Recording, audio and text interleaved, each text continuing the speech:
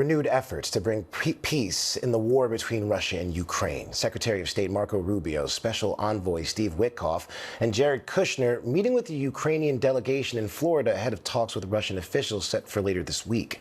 Joining me now, ABC senior White House correspondent Selena Wang, live in West Palm Beach, Florida. Selena, what's at stake here, and what are Trump administration officials saying as Ukraine weighs this peace plan?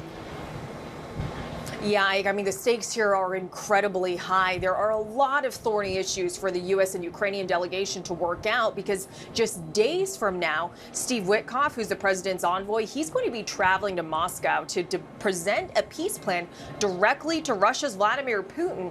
And the two sides, Russia and Ukraine, are still far apart on key issues. Take a listen to what Secretary of State Rubio said this morning ahead of their meeting.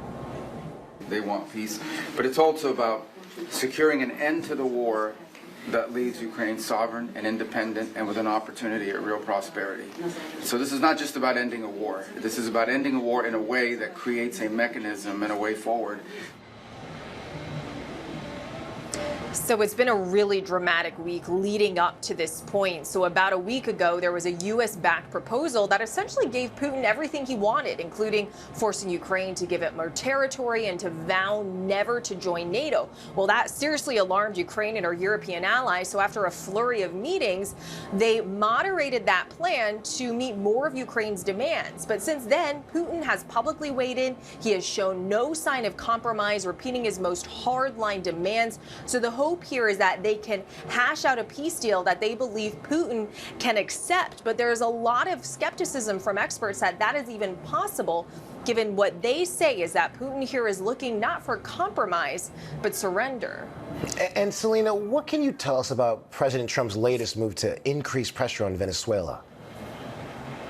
Yeah, so the president is now warning all airlines that they should consider the airspace above and around Venezuela to be completely closed. Now, we don't know exactly what the president is signaling here, but just days ago, he said that land operations targeting drug traffickers inside Venezuela could start very soon. This also comes as members of Congress are expressing serious concern about the military buildup we've seen in the Caribbean Sea. So far, the U.S. has struck at least 20 alleged drug boats, killing at least 80 people.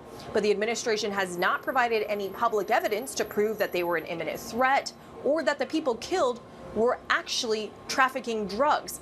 And in fact, there is a new report that is causing a lot of concern in Congress, which states that Secretary of Defense Pete Hegseth ordered a second strike on an alleged drug boat after the first strike left two survivors clinging onto the boat. Well, today you have some Republican members of Congress as well as Democrats saying if that is in fact true, that would have been an illegal act.